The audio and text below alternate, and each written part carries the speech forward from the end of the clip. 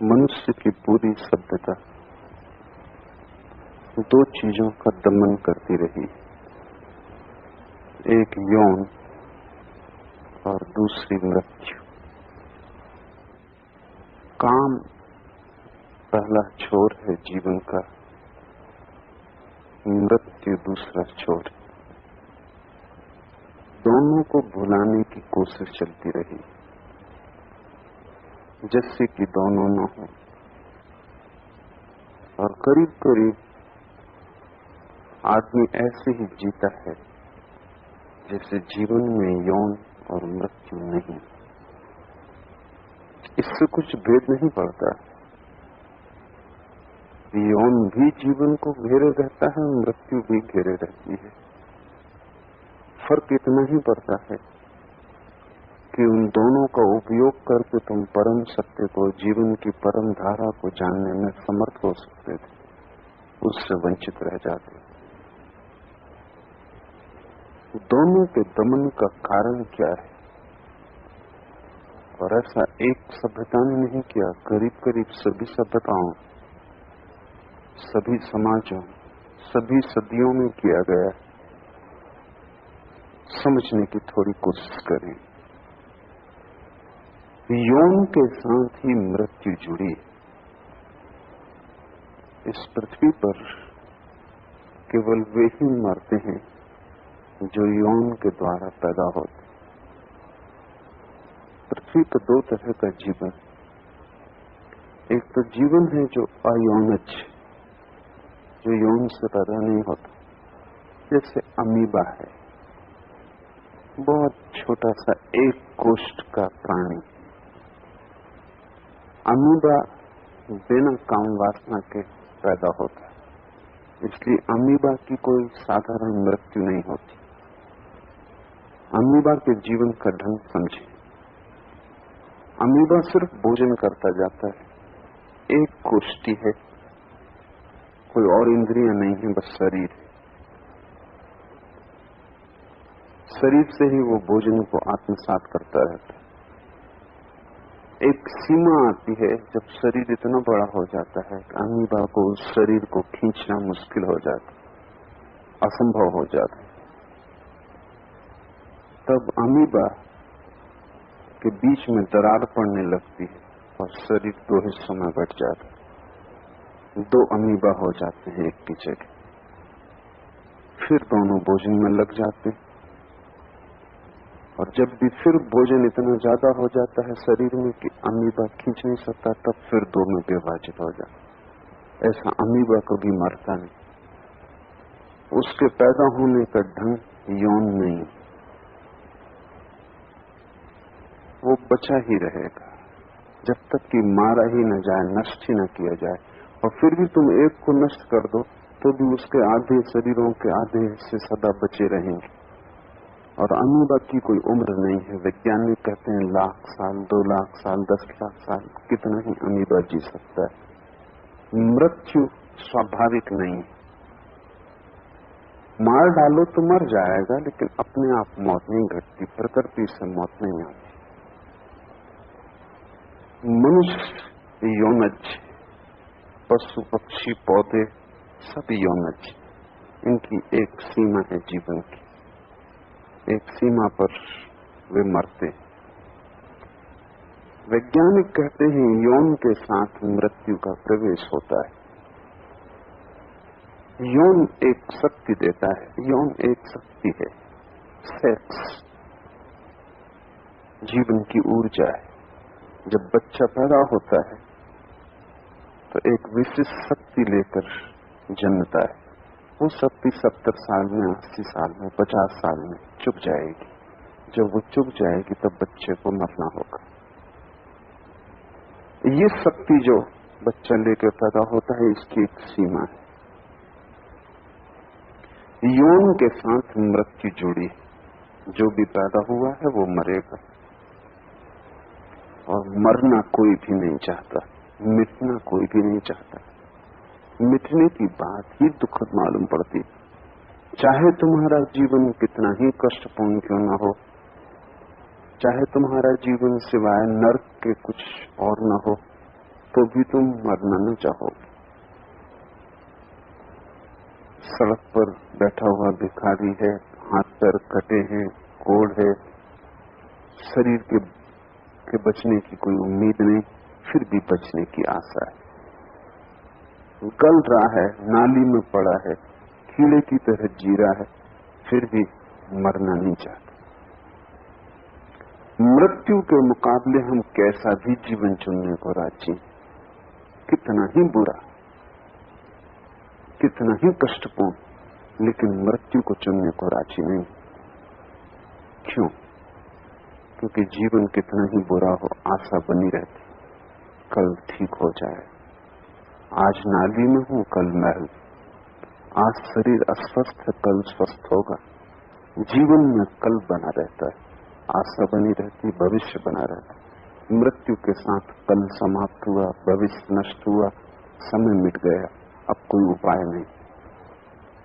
मैं बचा रहूं, ऐसी जीवेषणा, ऐसी तुमने ही है, ऐसा नहीं, पौधे में, पक्षी में, पशु में, सभी में। जहां जीवन है वहां बचने की आकांक्षा है, जहां जीवन वहां जीवेषणा है।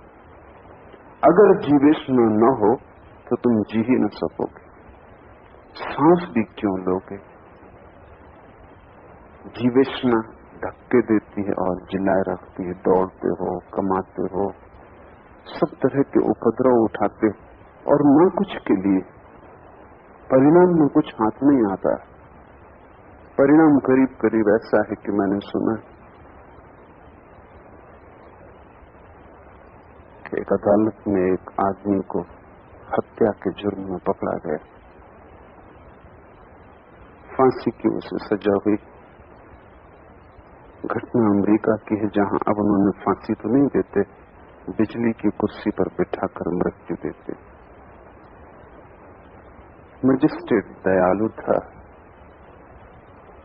उसने निर्णय देने के पहले अपराधी को पूछा, इसके पहले कि मैं निर्णय दूं, मैं इस मुकदमे और कार्यवाही को सब भांति न्यायपूर्ण, दयापूर्ण बनाना चाहता हूं, तो तुमसे एक सवाल पूछता हूं, ताकि ये कहने को न रह जाए कि तुमसे न पूछा गया और तुम्हारा मंतव्य न लिया गया।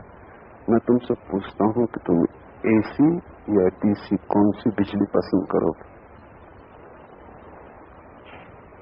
क्या फर्क पड़ता है जिसे मरना है, कि एसी बिजली से मारा गया कि डीसी बिजली से मारा गया? मृत्यु दोनों अर्थों में घटेगी। क्या फर्क पड़ता है कि तुम सड़क पर मरे या महल में मरे, सिंहासन पर मरे या भिक्षा पात्र लिए हुए मरे? एसी और डीसी से कोई फर्क नहीं पड़ता, मृत्यु घटेगी। भिखारी भी कपड़ा है, सम्राट भी कपड़े हैं। मिटने का भय, एक ही तो भय है और वो है कि मैं मिट न जाऊं। बाकी सभी भय उसी के आसपास पैदा होते हैं। धन के खोने का भय है क्योंकि धन बचाता है, बिना धन के कैसे बचूंगा? मित्र के खोने का भय है क्योंकि मित्र संकट में साथ देगा, बचाएगा। अकेला कैसे बचूंगा?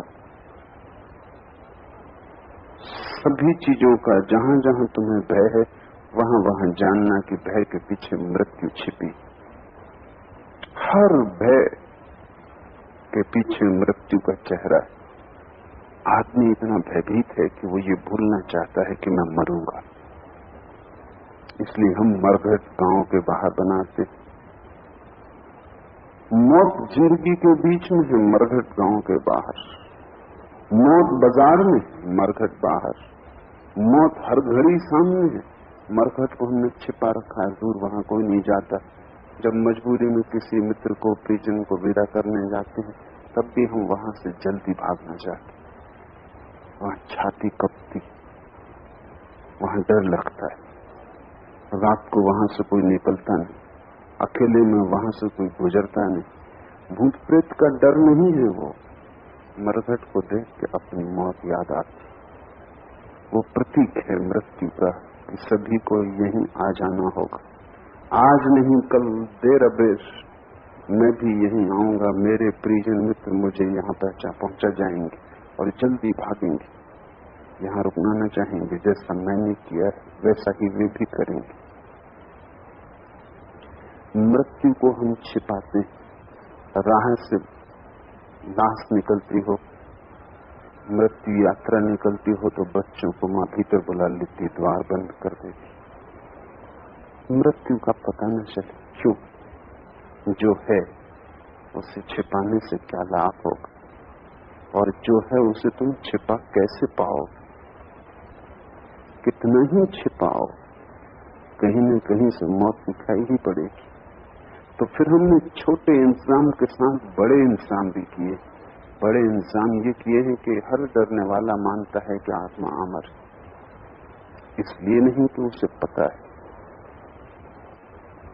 इसलिए भी नहीं कि उससे कोई अनुभव, इसलिए भी नहीं कि किसी गुरु के सत्संग में उसने सीखा है, न सिर्फ इसलिए कि हृदय भयभीत और भय सहारे चाहता है। ये सिद्धांत बड़ा सहारा देता है कि आत्मा अमर है, शरीर ही मरेगा, आत्मा अमर है। मैं तो बचूंगा, मेरे मिटने को का कोई कारण नहीं। तो हम मरघट छिपाते, मृत्यु छिपाते, और फिर आखिरी उपाय ये करते हैं भरोसे का भीतर कि मैं तो मरूंगा नहीं, ये तो घर है, छूट जाए, मैं तो यात्री हूं, ठहरा हूं, आगे चला जाऊं। ये तुम्हें पता होता तब दूसरी बात थी, ये तुम्हें पता नहीं। और जिन्हें पता होता है उन्हें तभी पता होता है जब वो मृत्यु का भय छोड़ देते। और तुम तो मृत्यु के भय के कारण ही इस सिद्धांत को पकड़े बैठे हो कि आत्मा अमर है। जलेगी लाश, मैं नहीं जलूंगा, शरीर छिद जाएगा वानुस, मैं नहीं छिदूंगा। भय के कारण तुम ये सूत्र दोहराए चले जाते, भय के कारण ही तुम धर्म को पकड़े हुए, और धर्म तो उन्हीं ही मिलता है जो अभय को उपलब्ध हो जाते।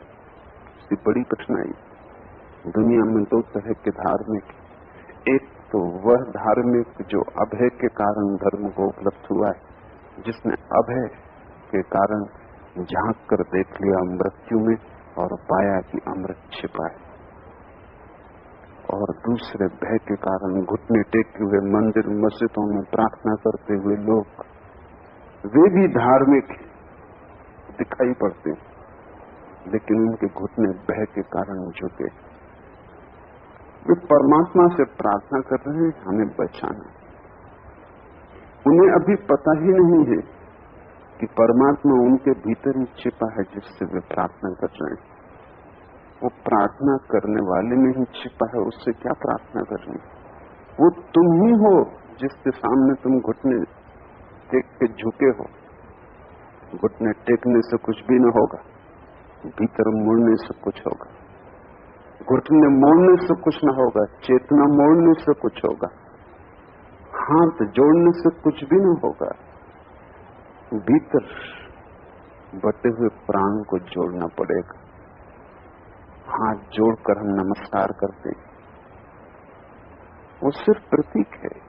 ऐसा ही भीतर तुम्हारा खंड खंड मन जुड़ जाए। और जैसा मैंने कल कहा, बायां हाथ दाएं मस्तिष्क का प्रतीक, दायां हाथ बाएं मस्तिष्क का प्रतीक। हम हाथ जोड़ के नमस्कार करते हैं। उस नमस्कार का गहरा अर्थ है कि तुम्हारे भीतर दाएं और बाएं मस्तिष्क एक हो जाएं, खंड न रह जाएं, विभाजन, द्वंद्व, द्वैत चला जाए, तुम भीतर जुड़ जाओ।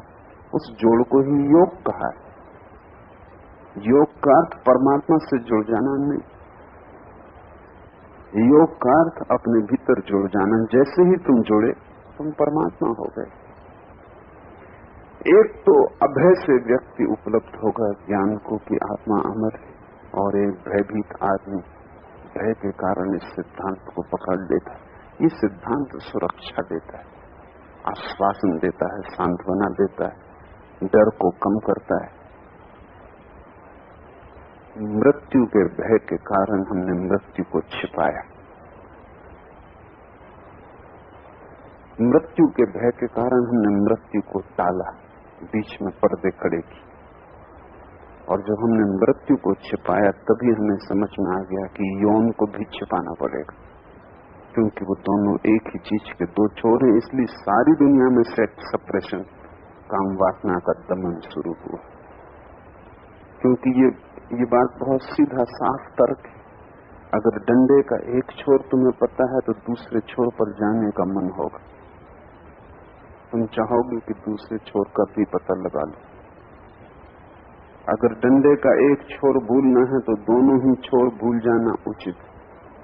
एक याद रहा तो दूसरे की याद दिलाएगा। एक को अगर तुम न भूल सके तो दूसरे को भी तुम विस्मृत न कर पाओगे। इससे तुम्हें समझ में आ जाएगा कि सारी दुनिया काम वासना के दमन में इतनी उत्सुक क्यों, और खासकर वे लोग जिन्हें तुम धार्मिक कहते हो, वे लोग बहुत ज्यादा उत्सुक हैं काम वासना के दमन। उस दमन के पीछे राज यही है कि जिन्हें तुम धार्मिक कहते हो वे भीरू लोग, वे मौत से डरे, इसलिए ब्रह्मचर्य की बातें कर रहे हैं। वे मौत से डरे हैं, इसलिए काम वासना को नष्ट करने में लगे। उनका तर्क तो साफ है, गणित सीधा है कि अगर दूसरे छोर से बचना है तो पहले छोर को नष्ट कर दो, तो दोनों चीजों से छुटकारा हो जाए। लेकिन आंख बंद करने से, शुतुरमुर्ग की तरह रेत में सिर गड़ा लेने से सत्य से कोई बच नहीं सकता। सत्य को तो आंख खोल के देखना ही होगा। और मजा तो ये है कि जितनी तुम आंख बंद करते हो उतनी मुसीबत में पड़ते हो, जितनी आंख खोलते हो उतनी ही मुसीबत से छुटकारा हो जाता। मृत्यु भूल जाए इसलिए यौन को भुलाने की हमने कोशिश की। मरघट में छिपा दिया मौत को, गांव के बाहर रात के अंधेरे में छिपा दिया है काम वासना को। तुम दिन में बाजार में चलते हुए लोगों को, कॉलेज में पढ़ते पढ़ाते लोगों को, नेताओं को सोच भी नहीं सकते कि इनके जीवन में कोई काम वासना होगी। सब साफ सुथरा मालूम पड़ता, कहीं कोई बात नहीं दिखाई पड़ती। अगर हम लोगों का बाहर का ही जीवन देखें, बर्ट्रैंड रसल ने कहीं लिखा है, अगर मंगल से कोई यात्री आए और एक दिन अध्ययन करके लौट जाए तो उसे पता ही नहीं चलेगा कि लोगों के जीवन में काम वासना है। देखेगा लोग बाजार में जाते हैं, दुकान करते हैं, बातचीत करते हैं, किताब पढ़ते हैं, पूजा करते हैं, प्रार्थना करते हैं, मुर्दों को दफनाते हैं, सब करते हैं, लेकिन जन्म कैसे होता है जीवन का, ये बात उसे अपरिचित रह जाएगी, क्योंकि उसे तो हमने बिल्कुल छिपा के रखा, किसी को पता न चले, ऐसा छिपा के रखा है। काम वासना को छिपाया है ताकि मृत्यु दिखाई न पड़े।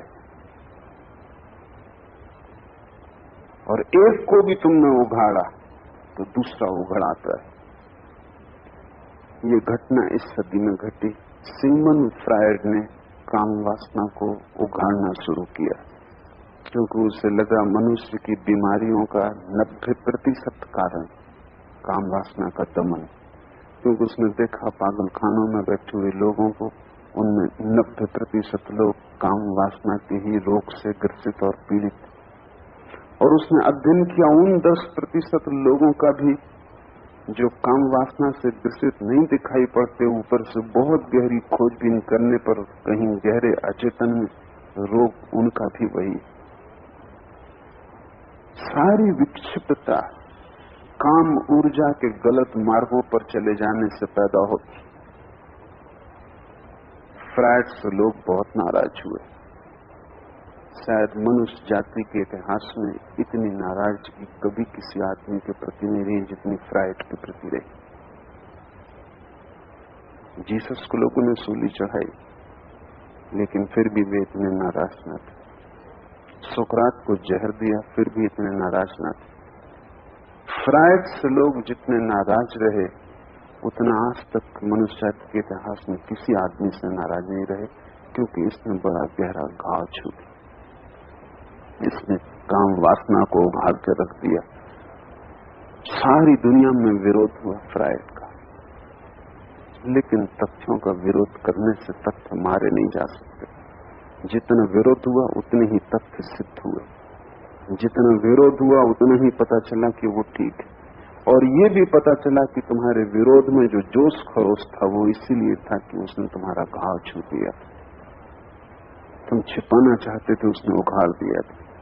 उसने बड़ी गहरी बातें खोजी और उसने पाया कि पूरा जीवन मनुष्य का काम वासना से भरा है। बचपन से लेकर ठीक पैदा होने के क्षण से हम सोचते थे कि बच्चे के जीवन में कोई काम वासना नहीं, वो बिल्कुल निर्दोष पवित्र, लेकिन हमारी धारणा गलत है। पहले दिन का बच्चा भी काम वासना से भरा है। ये स्वाभाविक भी है, क्योंकि काम वासना से ही जो पैदा हुआ है वो काम वासना से कैसे न भरा होगा। गंगा गंगोत्री पे भी जल से तो भरी ही होगी, कितनी ही छोटी हो। बाद में जल से तो नहीं भर जाएगी, जल तो लेकर ही चलेगी। जल तो जीवन की धारा है। तो बच्चा जब काम वासना से पैदा हुआ है तो काम वासना से भरा होगा। हाँ, उसकी काम वासना अभी स्वच्छ, अभी तुम उससे विकृत नहीं कर पाए, इसलिए मैं उसे कहता हूं वो पवित्र है। इसलिए नहीं कि वो काम वासना से नहीं भरा है, बल्कि इसलिए कि अभी समाज उसे विकृत नहीं कर पाया। उसकी काम वासना शुद्ध, गंगोत्री पर शुद्ध जल है अभी, और नदियों का कूला कबाड़, रास्ते की यात्रा में आई हुई सारी नालियां, गंदे नाले अभी उससे नहीं मिले। अभी वो बड़ी नदी नहीं बनी, अभी स्रोत पर, अभी सब शुद्ध और साफ है। बच्चे की काम वासना बिल्कुल शुद्ध और साफ है, और बच्चा उतना ही कामातुर है जितना कि बूढ़ा। उसकी कामातुरता के ढंग अलग हैं, क्योंकि कामातुरता धीरे धीरे विकसित होगी, परिपक्व होगी। बच्चे की काम वासना उसके ओंठों में केंद्रित है। जैसे जैसे वो बड़ा होगा वैसे वैसे काम वासना गहरी होगी। ओंठ से लेके जनेंद्रिय तक आने में 14 वर्ष लग जाएंगे। और जो लोग भी किसी भांति इस काम वासना को जनेंद्रिय तक आने से रोक लेंगे, उनकी काम वासना ओंठों में केंद्रित रह जाएगी। तब वो ज्यादा खाएंगे, सिगरेट पिएंगे, पान चबाएंगे। ये सारा जो उपद्रव पैदा होगा वो काम वासना ओंठों में रह गई, वो बचकाने रह गए। उनकी वासना की ठीक यात्रा न हो पाई। गंगोत्री पर तो सब ठीक था, लेकिन गंगा का रास्ता भटक गया। धीरे धीरे वासना गहरी होगी और जनेंद्रिय तक आएगी। इसलिए चुंबन का और संभोग का बड़ा गहरा संबंध। वो दो छोर, ओंठ एक छोर, जनेंद्रिय दूसरा छोर, और इन दोनों के बीच जब लहर की भांति वासना उठती है तो पूरा देह तंत्र कंपित होता है। ये पूरा देह तंत्र कंपित होता हो और वासना का विसर्जन जनेंद्रिय से हो तो काम, ये पूरा तंत्र कंपित होता हो और वासना विसर्जित जनेंद्रिय से न हो, नीचे की तरफ न जाए, ऊपर की तरफ जाए तो कुंडलनी। वासना शरीर में भटक जाए और शरीर के द्वार से खो जाए बाहर तो यौन। यही वासना तरंगित होकर ऊपर की तरफ उठने लगे, ऊर्ध्वगामी हो जाए, अंतर्मुखी हो जाए और शरीर से बाहर न खोए बल्कि केंद्र की तरफ चली जाए, इसकी धारा उल्टी हो जाए। तो बस यही काम वासना परमात्मा की खोज बन जाती। इसी काम वासना से तुम बच्चों को जन्म देते हो, इसी काम वासना से तुम अपने जन्म को उपलब्ध हो सकते हो। तब तुम्हारा नया जीवन होगा। लेकिन खेल तो इसी वासना का है। लेकिन हम बच्चों को झुठलाते। हम उन्हें समझाने की कोशिश करते हैं कि बिल्कुल निर्दोष, और हम कोशिश करते हैं कि वो निर्दोष ही बने रहें।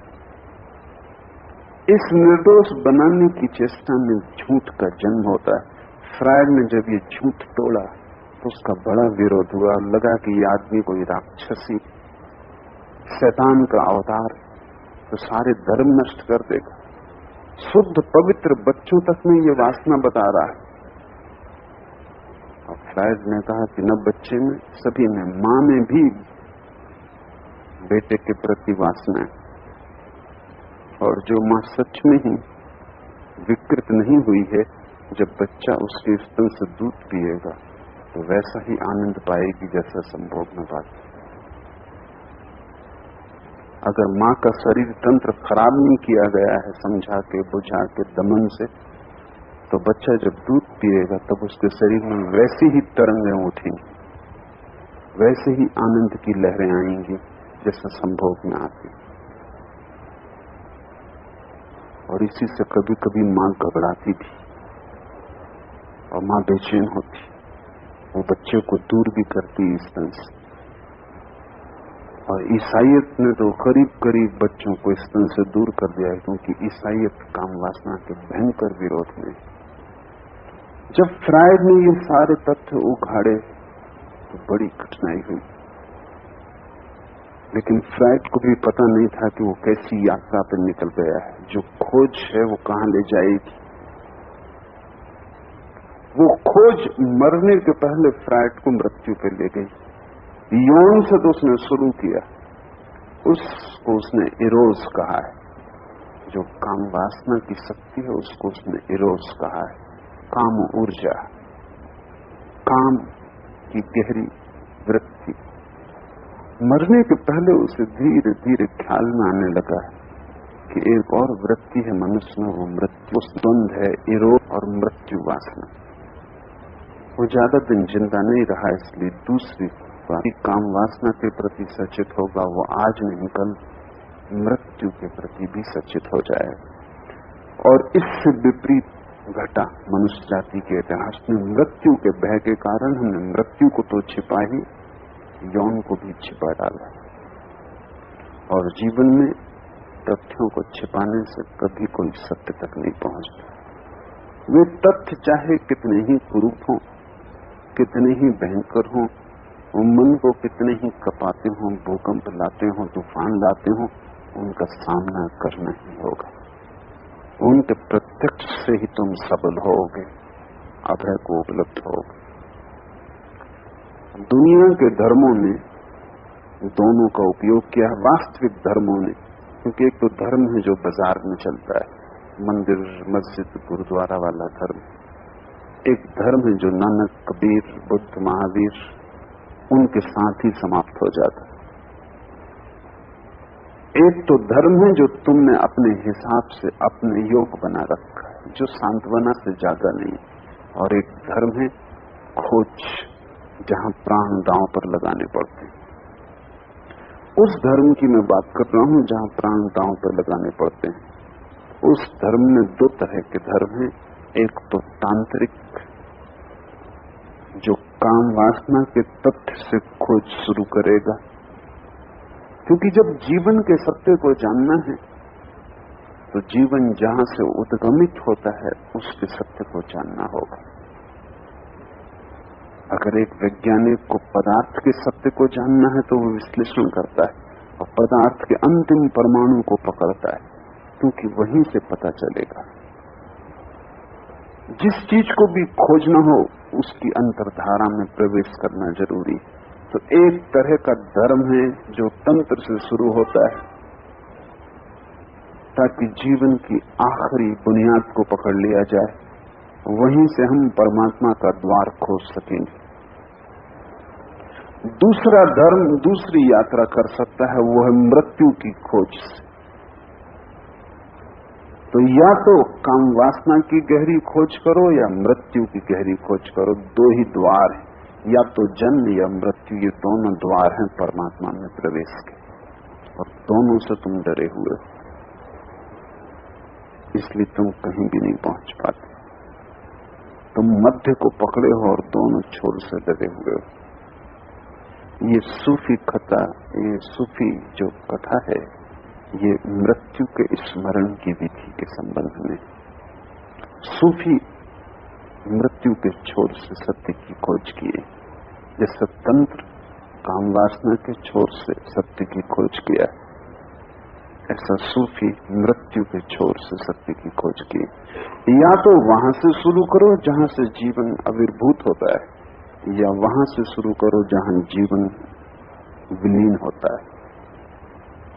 जिससे जीवन आता है उसे खोजो, या जिसमें जीवन जाता है उसे खोजो। या तो वर्तुल का प्रथम चरण या वर्तुल का अंतिम चरण, या तो ये छोर या वो छोर, दोनों के बीच में तो तुम पकड़े हो, दोनों छोरों से तुम भयभीत हो। अब इस कथा को समझने की कोशिश करो, क्योंकि सूफी मृत्यु पर ध्यान करते हैं। वो कहते हैं परमात्मा पर ध्यान करने से क्या होगा, जिसका तुम्हें पता ही नहीं उसका तुम ध्यान भी कैसे करोगे। तुम नाम जप सकते हो, लेकिन तुम भी जानते हो कि वो नाम तुम्हारी ही ईजाद। तुम परमात्मा की प्रतिमा भी बना सकते हो, लेकिन तुम भी जानते हो कि वो तुम नहीं बनाई। नहीं, नाम जपने और प्रतिमाएं बनाने से कुछ भी न होगा। तुम्हारे भीतर जो इस समय जीवन की धारा बह रही, उसके छोरों को खोज लो, क्योंकि हर छोर पर परमात्मा मौजूद है, या तो पहले दिन या अंतिम दिन। परमात्मा यानी जीवन का विराट सत्य, उससे ही तुम आए, उसी में तुम जाओगे।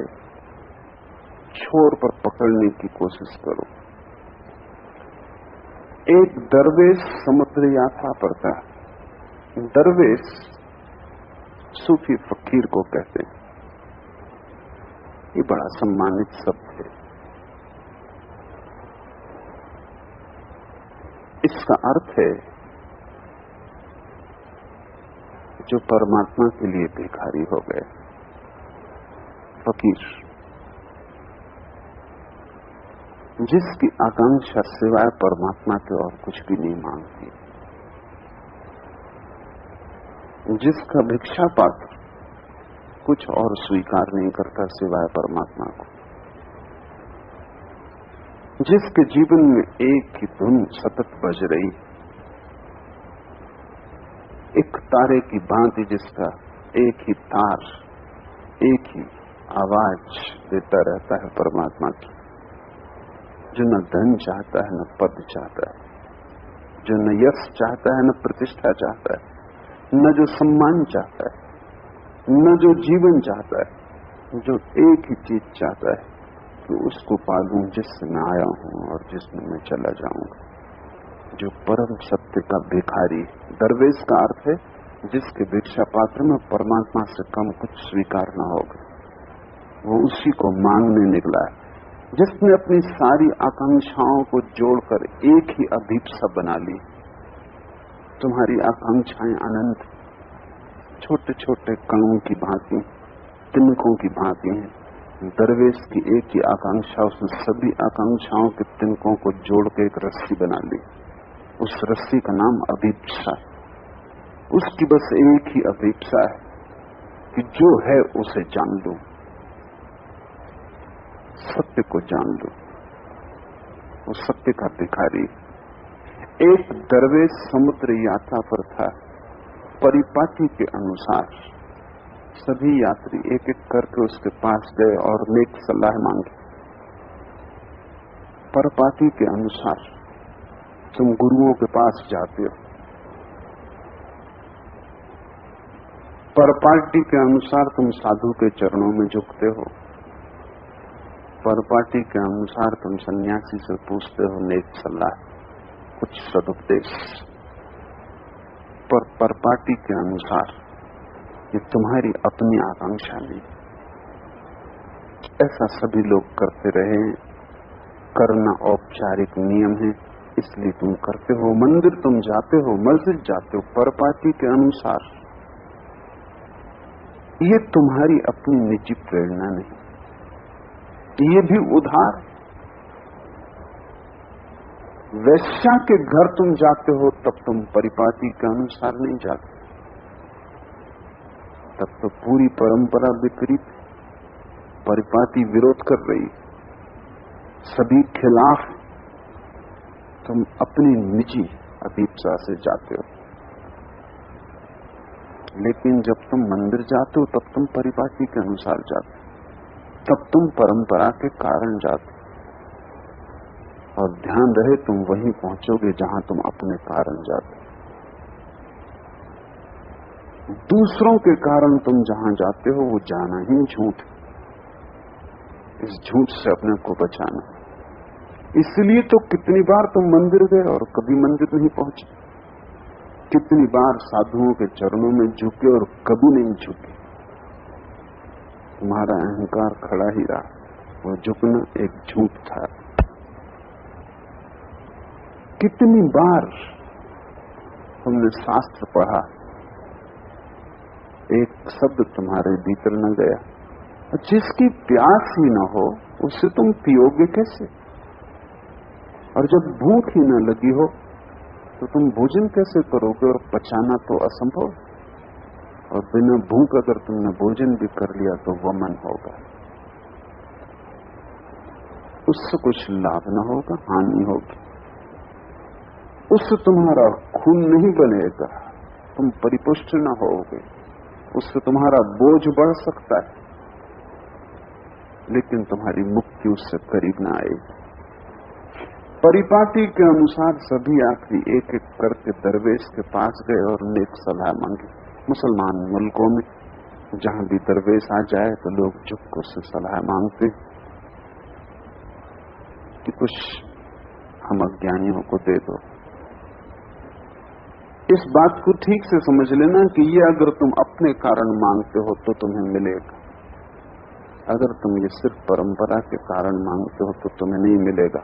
इसका ये अर्थ नहीं कि दरवेश नहीं देगा, दरवेश तो देगा, वो तो उसे भी देता है जो मांगता है, जो नहीं मांगता उसे भी देता है। उसके देने में कोई शर्त नहीं, लेकिन तुम्हें नहीं मिलेगा। वो देगा तो भी नहीं मिलेगा, क्योंकि तुम उसे लोगे ही नहीं। तुम सुन लोगे ऊपर ऊपर, भीतर तुम कहीं और होगे। वो बीज तो तुम पर फेंकेगा, लेकिन वो बीज तुम्हारे हृदय में ना पड़ेगा, क्योंकि हृदय तो तुम तभी खोलते हो जब तुम प्यास से भरते हो, अभिप्सा से भरते हो। तभी तुम्हारा हृदय चातक की भांति मुंह खोलकर चांद की तरफ देखता है।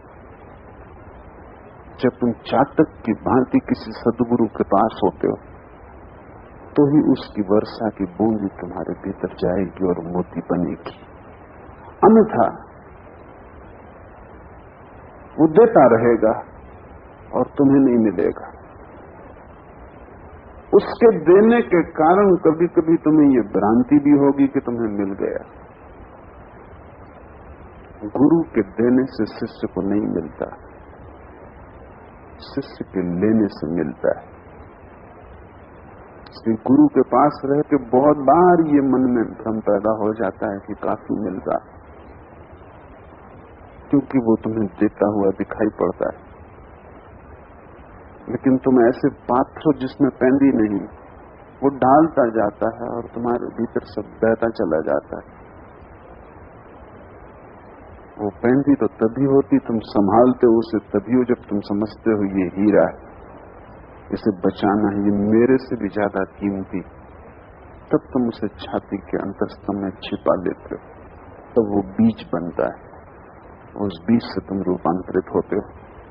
परिपाटी के अनुसार वे फकीर के पास गए, उन्होंने नेक सलाह मांगी। दरवेश ने सबको एक ही बात कही।